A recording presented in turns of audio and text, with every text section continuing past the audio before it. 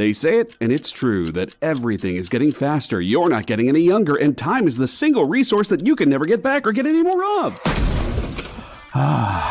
So why walk into your local comic shop blind when you can go in laser focused on the best books on the shelf? Hi everybody, and welcome to Minutes to Skin It. Yeah! Spend 1 hour with Miss Jen and Bean, and they'll give you rapid-fire reviews of all the new comics hitting stores. Spend less time shopping and more time reading. This is Provenance of Secrets. This is The Heathens. I read Wolverine number 17. Minute to Skim It, every Tuesday at 7 Eastern, 4 Pacific, on The Experience, Comic Culture and Sales.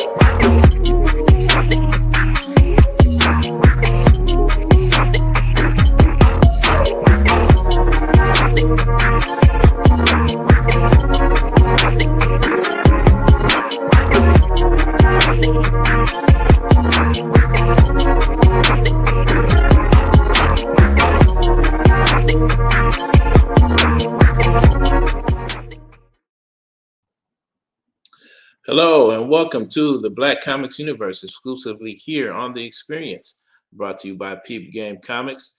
Please help us out by hitting share and giving us a like and a follow. Then make sure to tune in for our original programming 7 days a week.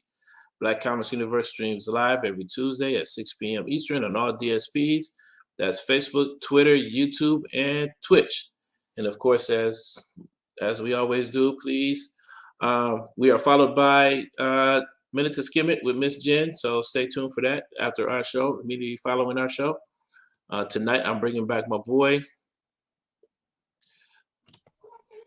Marcus Roberts, Black Hero what's Marcus. Going on? What's going on, man? Second Sight Publishing, Second Sight Media Group. You got several names. Second Sight. Second. Yeah. And it all just means, working hard and trying to achieve a goal. Yes, sir. Putting in a lot of work over there. All right, so we've been, going down the rabbit hole when it comes to comic books history, comic book, Black Comic Keys. The last episode we did together a couple weeks ago, we talked about the Bronze Age of comics, which I still feel like it's one of the most valuable or most important eras when it comes to Black comics. But this week, this is somewhat also very, very important is the modern era. And we're going to be covering several books that came out of the modern era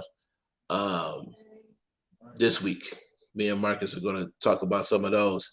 And the way we did it last time, I, of course, am picking up all the white bread, Marvel, DC. It is what it is. Marvel and DC titles. And, your typical run-of-the-mill, characters and stuff like that. And I'm going to bring in Marcus's list. He's going to give you the titles that are probably far more important.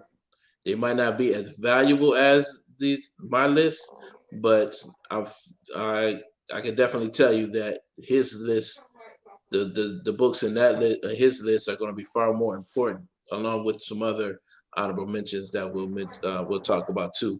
And you'll notice in my list there is a huge omission from my list, and we're going to talk about that. It's not like I can't omit this book entirely, these books rather entirely, but I'm going to explain myself, and we're going to discuss that briefly as to why this particular character or this particular superhero might not be on my list. And so, well, let's just go ahead and start off with them, man. Yeah, let's not just beat around the bush.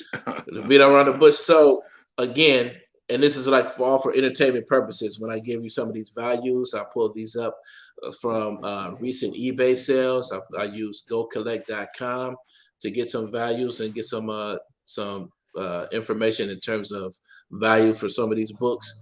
But please, seek advice of someone far more knowledgeable than myself if you want to, start spending real money on some of these books. This is again for entertainment purposes only. But before I get into my list, you're right. So when I actually go down the rabbit hole and really look into some of these books,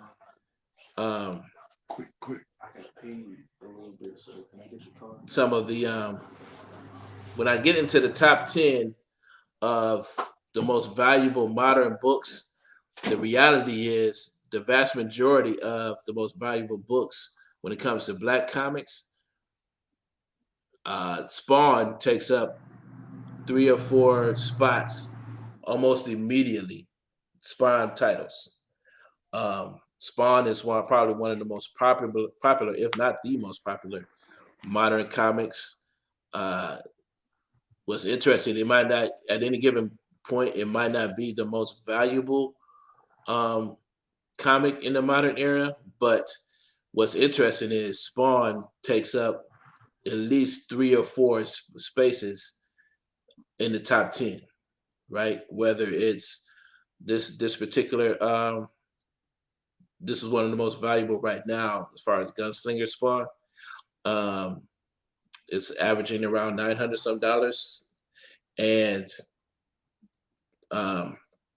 so yeah, what's interesting is that Spawn takes up the vast majority of our list. Now the thing is, though, I for one am not a huge fan of referring to Spawn as a Black superhero, namely because there it is. Namely because the creator, Todd McFarlane, made a point to literally physically remove his skin from his body, like burn his flesh from his body, and made a point to also, and he did this on purpose because he did not want to make his ethnicity, his race, an issue. And to a degree, I can respect that. But at the same time, I find that it's hard to celebrate this character as a Black character, as a Black superhero, if the creator and the most prominent writer on the series really doesn't want us to focus on that at all. So as much as I want to, I've seen people make posts like that, it's basically saying that he is the longest running Black superhero. Like he supposedly, like he's had a run longer than Black Panther even. But I just take issue with the fact that he really isn't necessarily celebrated as an African American in the book, even even in the stories, at least as far as I know. I could be wrong. And I would love to know, I know of 2 possible Black artists. I think Ken Lashley and might have drawn the issue of Spawn. And I think one other artist may have drawn the issue of Spawn.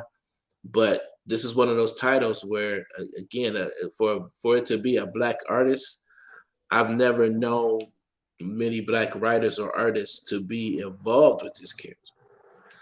So it Well, is what it, you know. and the thing that makes it really problematic is the Yeah. fact that the character looks black. I mean, he is drawn or was drawn as a black man, Mm-hmm. but the character Spawn actually is not supposed to have a race. He's a demon, Right. not a black demon or a white demon, but he's a demon. Right. So I can understand, maybe even like you say, appreciate what Todd McFarlane was attempting to do and trying to eliminate the race of this character. But Mm-hmm. if that was the case, he shouldn't have drawn him as a black person because he was claimed from that point. And Right. because he's been claimed as black, now when we talk about lists such as this, Mm-hmm. when you search the top 10 or top 100 valuable comics Mm-hmm. on any list, on any site you go to, on any list, and that top 10 or 15 books is going to be 3 titles related to Spawn. Right. In the top 50, it's going to be at least 5 titles related to Spawn. Mm-hmm. So, as a character who may not supposed to represent as black, but wears a black face or wore a black face, Mm-hmm. when we do stuff like this, he gets counted into it, Right. irrespective of what the creator may have been attempting to do. And then at the one of the most ironic things that he does, which I haven't seen, which I don't recall seeing any other independent publication do this. When Chadwick Boseman passed, he did this cover that most people are familiar with that had it had a rendition of Chadwick Boseman in a Spawn costume doing the Wakanda sign Mm-hmm. on the cover. So Yep. now all of a sudden we're supposed to the most so a character that's not supposed to have an ethnicity suddenly has an ethnicity on the cover of this issue to celebrate Chadwick Boseman, but at the same time, the character in the book is not, he's not black under any circumstances in that regard, which makes the cover that much creepier. So I don't know. Well, it is problematic, and just here lately, maybe a couple of days ago, even I've seen debates going back and forth again about just how do you describe this character ethnically, and Mm-hmm. I believe, and I don't know Todd McFarlane like that, but I believe those were the kind of debates that he didn't want the character involved in, which Right. is why he did what he did. It was just the manner in which it was done, like to burn off his skin to get rid of his race. That is like problematic, as I keep saying. That's problematic. It makes you wonder, assuming that he was always going to, burn his flesh off. It makes you wonder, would that have mattered that he was black at all? If that was the case, like, would he be Yeah. as popular as he is today if he was just supposedly, um,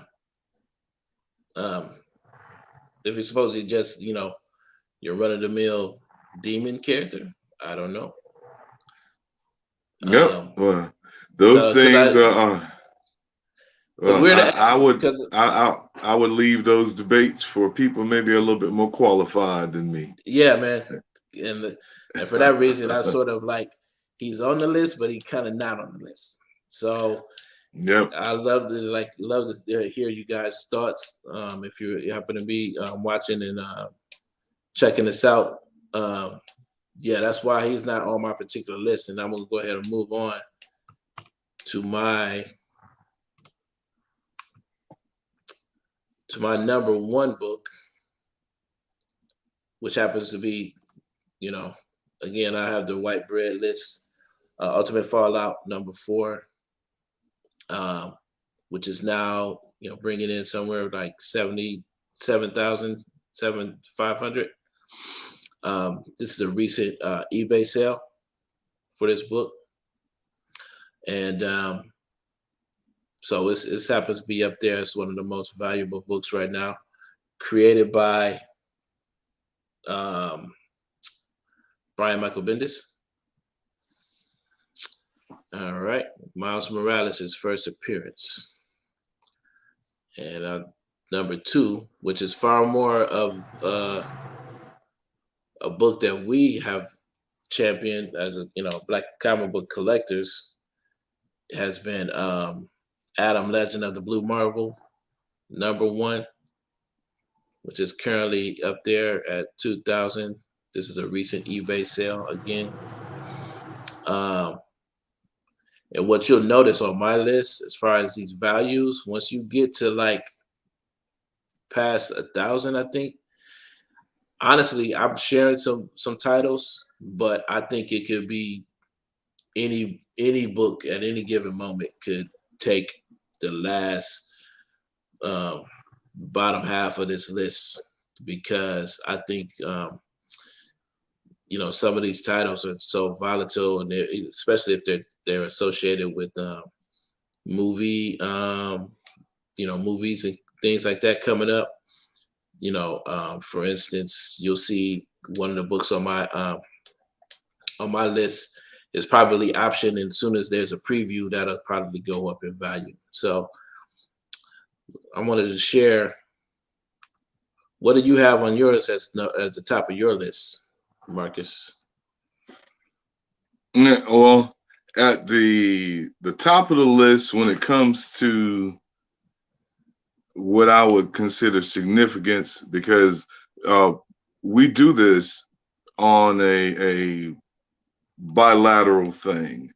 We go by monetary value, but we also go by historical significance, or the significance of characters in the book. So my number one title was Truth, Red, White, and Black.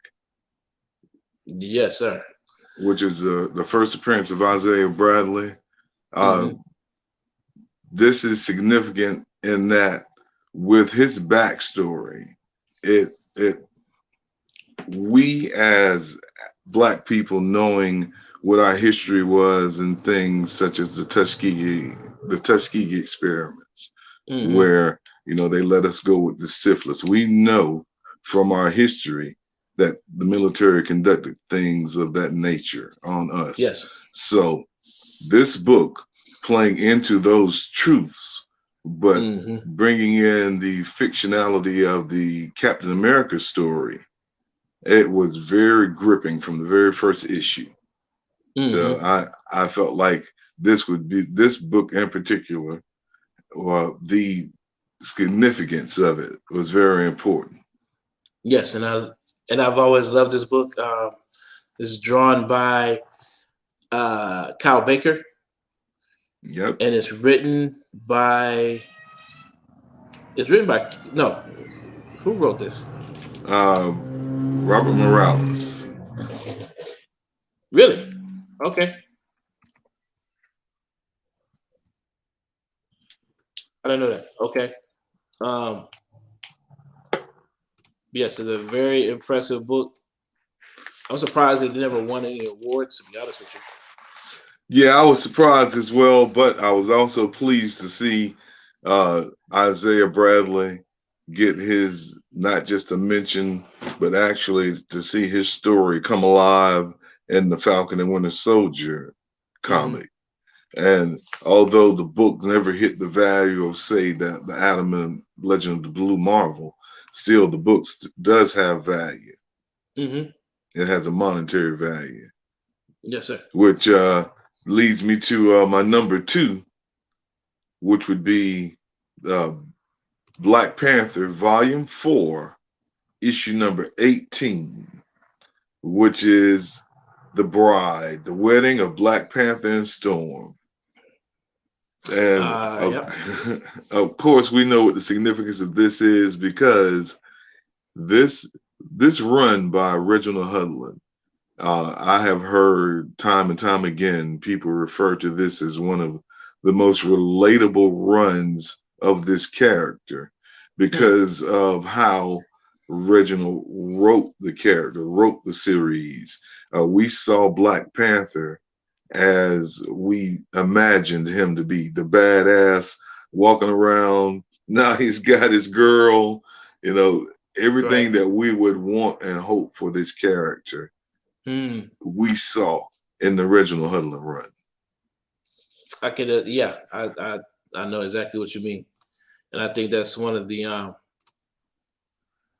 often get kind of frustrated with how he's portrayed, and I'm always, but at the same time, I think we stay on the hook because of that. We're always hoping that the next writer or the next creative team is going to bring either bring back the character the way we always envision him to be or hoped he Yeah. would be.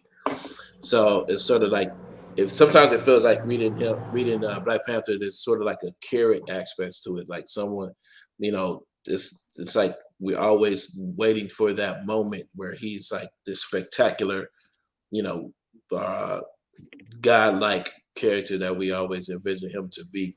So Yeah, and just recently here on the Black Heroes page, Ryan Frazier, who's the curator and administrator of the page, made a post about one of the alternate reality children of the Black Panther and Storm. And that the next day he posed the question as to why does it seem like the most successful relationship that Black Panther and Storm have lie outside the main timeline of Marvel. I mean, they got all kind of alternate reality kids and various alternate realities. You see them together as a couple ruling, but this is not what occurs in the main timeline. And it is indeed frustrating. It's weird. It's like Marvel. It's weird how Marvel deals with relationships, if you think about it, because there aren't too many couples in Marvel that aren't problematic in some shape, form, or fashion. So it's like even Spider-Man was married, then divorced, and then the whole moment was erased from reality. If you can imagine that. You have even Reed Richards and Sue Storm. There's always some talk about Sue sleeping with Namor or something like that. It's just, I've never known them to really really commit to relationships like in that vein. So well, to that's the, to one a degree. thing. That's one thing. We often say it depends on the writer. And just the fact that you bring up Reed and Sue, and throughout the entirety of their creation, they've been a couple. We know they've been married. Even if they've gotten separated, they've still gotten back together. So they've been a married couple. And then oftentimes we see, more likely than not, that the heroes themselves are a product of a married couple. So it's not like there aren't marriages in the Marvel universe. The problem is they won't commit their characters to that type of relationship. And that's what we want to see. We want to see growth in the character. We want to see them evolve to a point where maybe they do have a relationship. So it would be good to see this Black Panther and Storm dynamic, and that it lasts for as many years as Reed and Sue. But the writers don't agree with me, so they don't write it that way. Yep. Well, they need to give you a call. No, I'm not the one to write that story. No, that actually brings me to my number 3, which is actually Black Panther number 2. This is the Hudlin run as well. The first appearance of Shuri.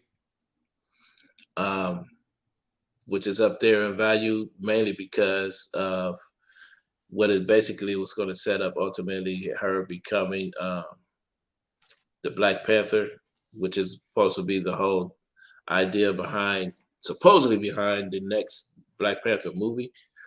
But I have my reservations on that, but who knows? They are really sneaky over there at Marvel. My next book, which for a second there, I thought you might have had this on your list, is Static number 45. This is the very last issue of the 90s run of Static, which is actually, again, as you see, once you get past the Black Panther at $1,000-some, you get a huge drop off. So this static issue with the cover by Mobius goes for $475, and but I'm sure there's a title out there that could possibly knock this off at number 4, and I'm sure there's a variant out there. I didn't really pick up very many variants for my list. I'm trying to do a lot more cover A's as far as this list goes, but I'm sure there's some variants out there of Black comics that have, larger value than what I have on my list. For instance, that Miles Morales book, there's a variant out there that's, I believe twice as much as that cover A is going for. So that's that. And then my number 5 is because another Black Panther. See, that's like my list even feels boring. Just this Shuri becomes Black Panther. I promise you, I don't know what it is about my list. It just feels dry. This is like same old. It's Black Panther. It's Miles Morales Spider-Man. Of course, it's Miles Morales Spider-Man. It's just like, I don't know what it is about. It's the mainstream, man. What happens is when we buy comics and we look up there on the comic shelf and we see what they have to offer, and we just take what they have there. Yeah. There are some of us who will take time and go online and try to see what else is out there, see what other publishers are out there, and take a chance on. Yeah. It's the mainstream because that's the popular thing. I mean, I experience it at cons all the time where people will come up and they will make purchases, but one of the first things they'll say is, "I read Marvel and DC." Right. So now it's like I don't have a title that's like Marvel and DC, but I have this title and I think you'd be interested in. Yeah. But they're familiar with Marvel and DC. There are tons of people who learned Black comic book history from Marvel movies. Tons of people who didn't realize there were other Black DC characters other than Cyborg. Yeah, so we credit Marvel and DC and their television shows and movies for that exposure. But as you said at the beginning of the show, the rabbit hole is so much deeper. Yes. Like we're not even scratching the surface when it comes to. We'll probably have a whole nother show dedicated to what's called the Black Age of Comics, which was basically covered the 90s. That era alone has basically birthed far more important books than anything on this list. At least my list is garbage. Let's go to your next. I mean, I'm listening. It was more impressive when I put it together, and now when I'm looking at it, it's it just came off so. Man, I don't know. It's sad, man. Well, the next book I have coming in is Icon number 4. And this is the issue where Rocket finds out she's pregnant. And I of course, remember. if you don't know the significance of this, this deals with teen pregnancy, but not Mm-hmm. just teen pregnancy. Here we have a teen superhero, Mm-hmm. someone who actually, you know, she envisioned herself as this person helping the community in the way that she's doing, and now she has to deal with becoming a mother. Mm. So we get to follow her struggle, her balancing uh, being pregnant and then being a mother with superheroics, but from the perspective of a teen.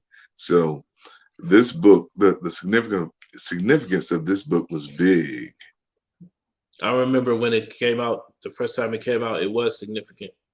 Um, there was a lot of press regarding it, but I think that has a lot to do with the fact that Milestone, even to this day, has always been very good about using the press as far as promoting their books, as far as creating buzz and creating storylines. So back Well, then, it's something that had never been done before. It's right. actually a subject that you had never really been approached, not Mm-hmm. in the manner in which they did it, uh, regarding superheroes. Mm-hmm. Because not only do you have a pregnant superhero, Mm-hmm. but you have a pregnant teen, and all the teens that we've seen up to this point had all been wards or uh, orphans or something of that nature, not Mm-hmm. having the type of background that Rocket had. And the thing that really made our heart go out was we know we are related to, we have a friend whose daughter, the subject hits close to home because of teen pregnancy within the Black community. Mm-hmm. I So would, this was I would big. have, when it came out. Also, there was an aspect to it that we were sort of like airing our dirty laundry. Like this is something that we shouldn't be sharing or presenting to, outside the community. So it was Yeah. there was an aspect to it that um, basically why the black character got to be the one you know to be pregnant on the book, but Yeah. it was at a Well, point. It was. when you think about the book, Mm-hmm. when the book, the Icon series initially started, and Mm-hmm. Icon burst on the scene. Uh, I remember the splash page, and I forget the issue. It might have been issue 1, where the police are surrounding Rocket and Icon with the guns Mm-hmm. drawn, Mm-hmm. even though they were there to help. Mm-hmm. So, and when you saw that, of course she said, "Yeah, that's just how things would be," because it Mm-hmm. was real. We know the reality of that situation that was just presented on the splash page. So Mm-hmm. the reality of the teenager who this serious relationship with a boyfriend, and they were having sex, unprotected sex, and she got pregnant. I, That's real. I think what they And wanted to do. I think one of those issues which DC kept them from doing, they wanted to either put a condom on the cover or something like that, if I yeah, remember correctly. the big cover thing that was I remember in the Image interview, I think they were, or the DC interview, I'm sorry, when they're talking about Milestone, and they talked about that particular thing, wanting to do the cover in a particular way, and DC not wanting to do the cover, and at the last minute Mm-hmm. they did the cover that way anyway, and it caused some friction. Yeah, yeah. So, Mm. which brings us to number your next one, number 4. My number 4 is Tribe Number 1.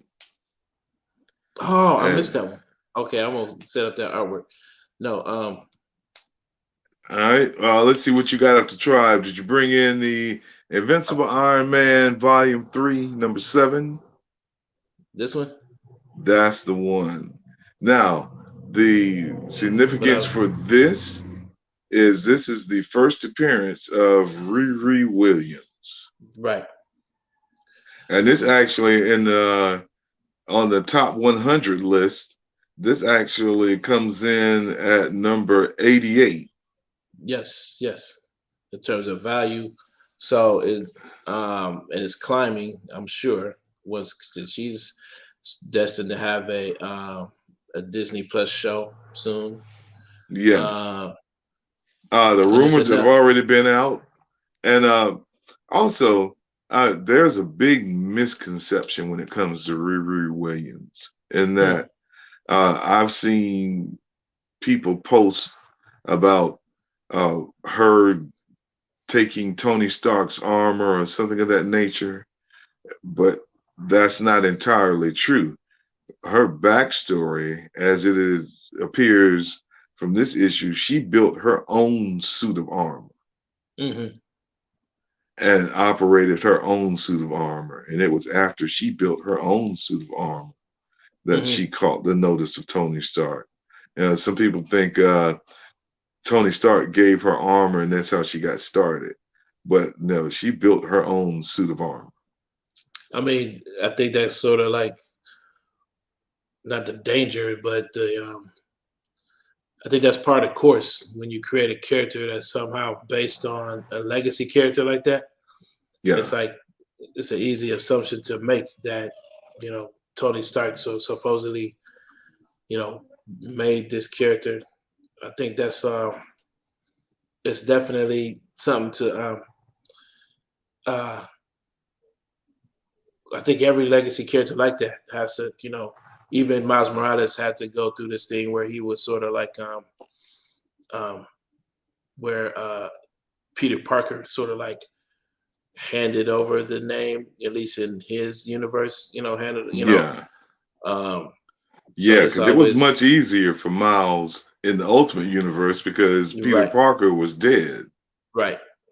And so this I think every single one of these characters that follows up behind a legacy character like that is probably will always deal with some type of you know um imposter issue. We Well, I don't got know. The way I saw Riri Williams, particularly with the design of the armor that she built, uh, mhm, they had just killed War Machine. War Machine was killed off in this Civil War, in Civil War II. And hmm. I thought, and I still feel in some of the dark recesses of my mind, that she is supposed to be the replacement for James Rhodes because Yeah. they killed Rhodey off. And to be honest, I did not know that. And with that, then yeah, she would definitely be a, a stand-in. It's sort of like it's sad but true. Yeah, Um, and it's like during the Falcon run, when they brought in this new, or during the when the Falcon was Captain America, and they brought in a new Falcon. It's like, mhm, uh, why not give this character a whole different name? mhm, You have gotten rid of the Black Falcon mhm. and replace them with another Falcon. Now, why not give Right, this character a new name? I right. understand the connection to Red Wing and everything, but still. So, I once again in the dark recesses of my mind was applauding Marvel for they realizing James Rhodes was that important and they had to do something big to replace him. Hmm. I would not have figured that they were going to kill off Tony Stark and make him an AI, and now they got her being Iron Man. Hmm. Yeah. Shout out to Critical Dread, and he's absolutely right. Should not be considered a black character. Spawn's alter ego, Al Simmons, almost never appears on the covers as a black man. and the character's full face mask conceals Simmons' identity. And that brings up an interesting point. The concealing of the mask concealing his identity. It occurred to me, we were talking about this earlier, that in the 70s, when the last couple weeks ago, when we were talking about the Bronze Age of comics, the top black comic creations, right? None of them hid their ethnicity. They might have wore a mask, they might have wore a costume, but you knew that they were black. Even to the point where the creators gave them a corny, stereotypical black name, which I've always, most comic book fans always thought that was, corny, or, we were never fans of the fact that Goliath was called Black Goliath or Black Lightning and all this kind of stuff. Yeah. But now in hindsight, what they were doing was they were putting their ethnicity, bringing it to the forefront. So like Luke Cage, for instance, he doesn't hide, he uses his real name, right?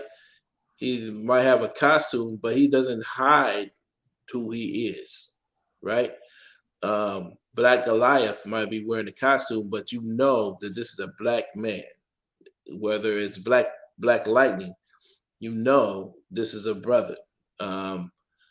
Even though he's in full costume, Black Panther is from an African country, right?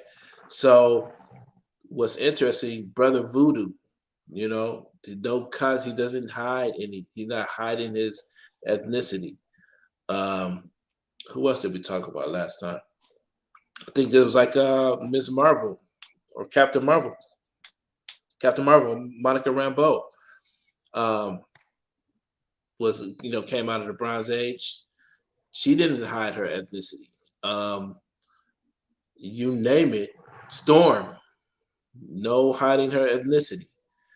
Every time we come, but the most popular or the most successful black characters that come out of the modern age, every single one of them hides their ethnicity. Whether it's Miles Morales, he has a full costume, hides his ethnicity. You have Spawn, he literally burns all his flesh off and then puts on a black costume on top of that to hide. He had a double costume for the Spawn, right? That's funny. Even with James Rhodes, you think James about Rhodes it. and Riri Williams, they're always in the suits, right? So I think it's very interesting, and I know it's something to it in terms of marketing. Marketing to a modern comic book audience. I'm sure there's something to that.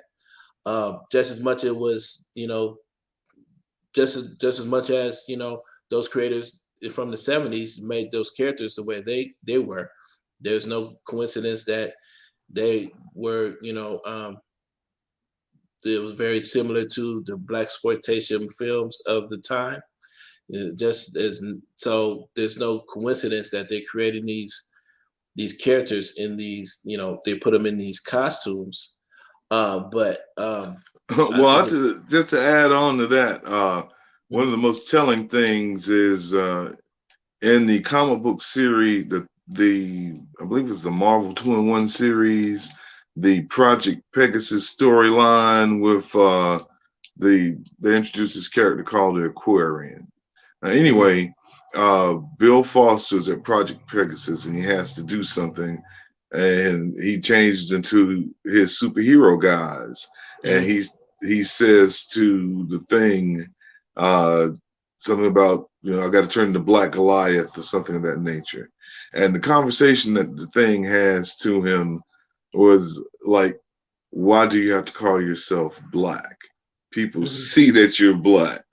And right. Then the Thing went on to say, you are an educated man.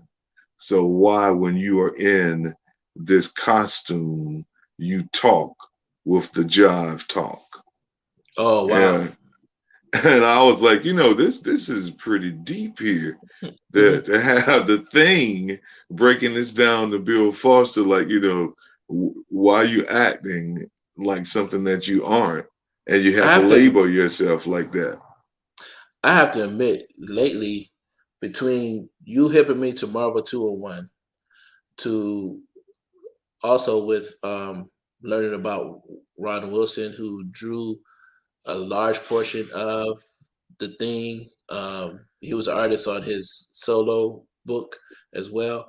And then with Walter Mosley writing the thing now, I uh, have gained a respect for the thing now, where I always assumed that he was a sort of like a buffoon, and the reality is he's actually a whole lot smarter than all the quips and corny jokes around the thing will lead you to believe. Like he has a degree in like I think what it was it was in the first issue of the thing by Walter Mosley. He talks about his degree, like he has a master's degree or something like that in some very intelligent field, and the way he uses vibranium to break out of jail um, in the first issue and all this kind of stuff.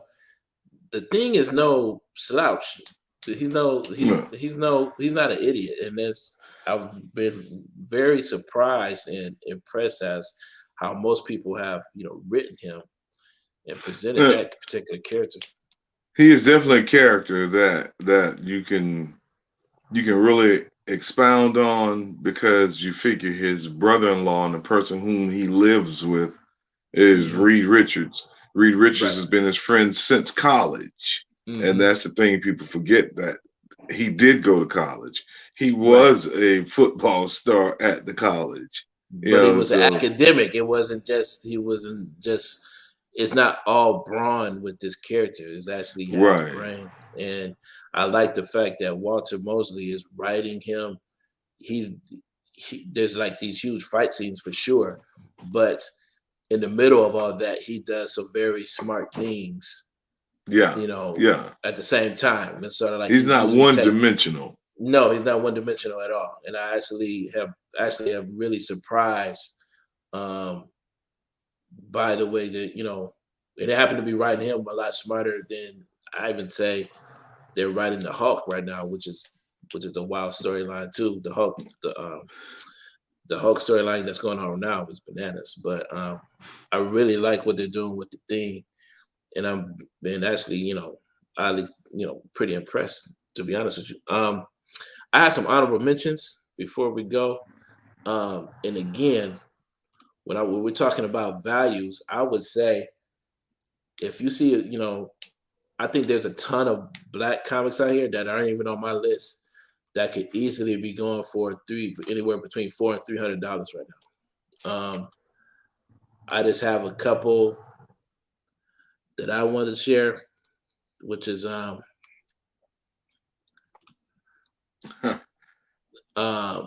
Walking Dead number 19.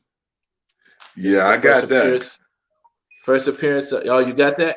See, Yeah, I yeah, got Marcus gets right here and brag because I know his collection is off the hook. Walking Dead number 19, the first appearance of Michonne. And then Chew number 1. And the reason why I have Chew number 1 on this list is because the artist on that is Rob Guillory, who happens to be an African American artist. He's a co-creator of this title as well. And this has been optioned for television. So this book can easily go up once there's a preview of this show, I'm sure. So those are like the honorable mentions for me. You also had now I was wondering why you picked this. This was on your list as well, the New 52 Static Shock.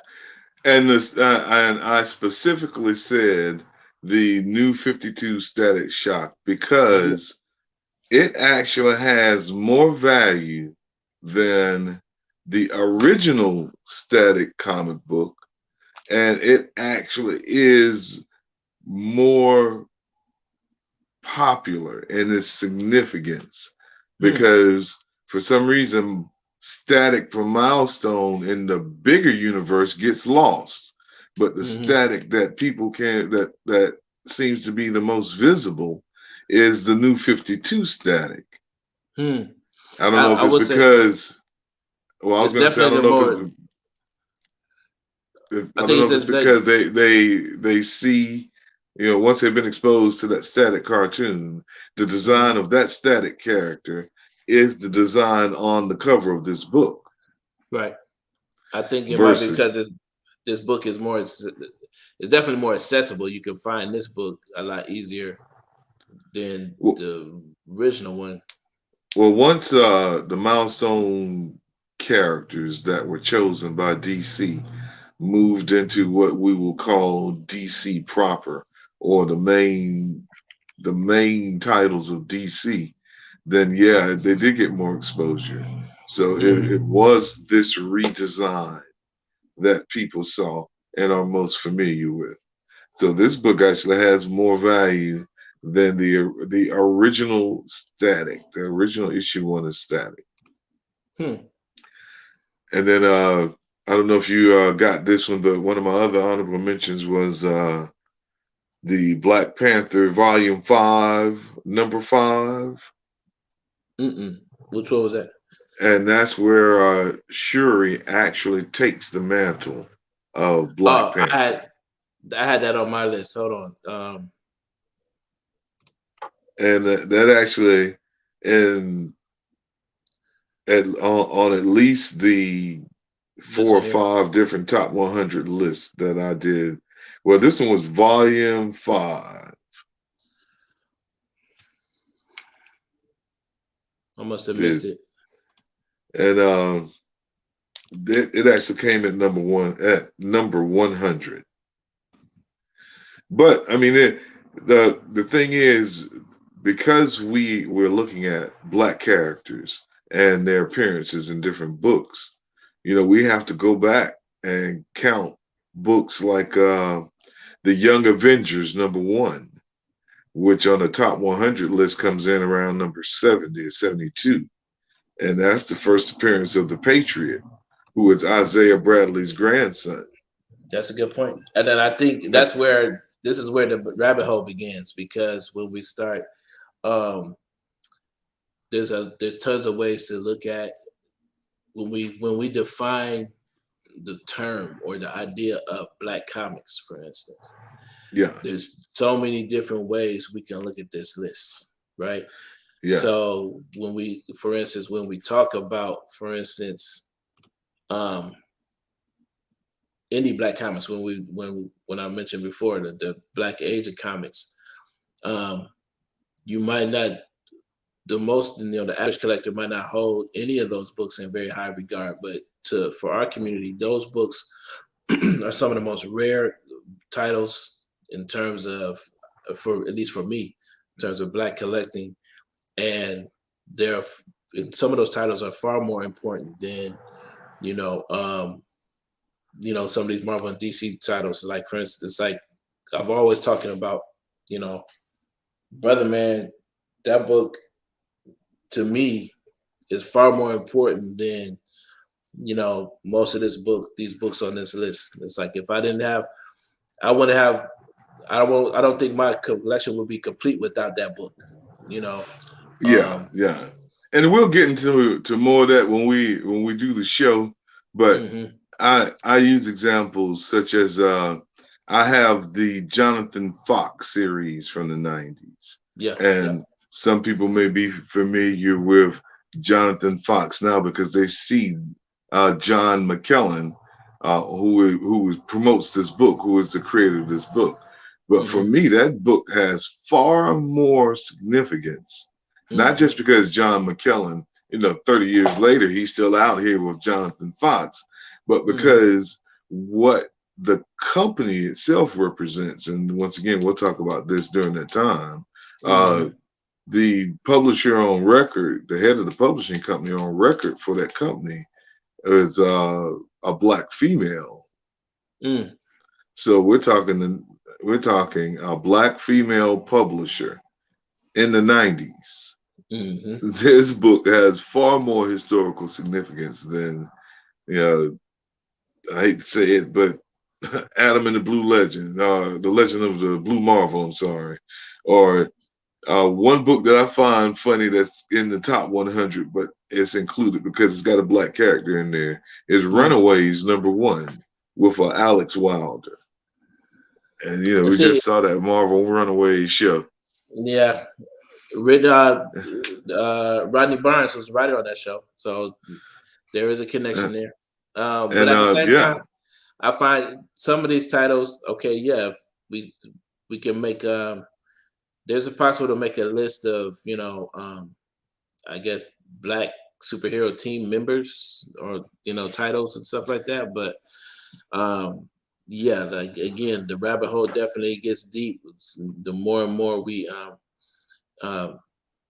basically define and redefine what black comics are. We're running out of time. Of course, you can always find me on Facebook, Instagram, and Twitter under Black Comics Universe. You can find Marcus Roberts on Facebook, Marcus Roberts, and also at Second Sight Publishing. Where else? Or you can Google Black Hero Marcus, and you actually Black see Hero a nice Marcus. little listing of some things I've done for sites such as the World of Black Heroes, ICC.com. He does very extensive research and writings on black comics. So please, yes, check him out via Google. And with that, I think we're about out of time. I appreciate you all, spending some time with us, and we'll see you next week. Peace.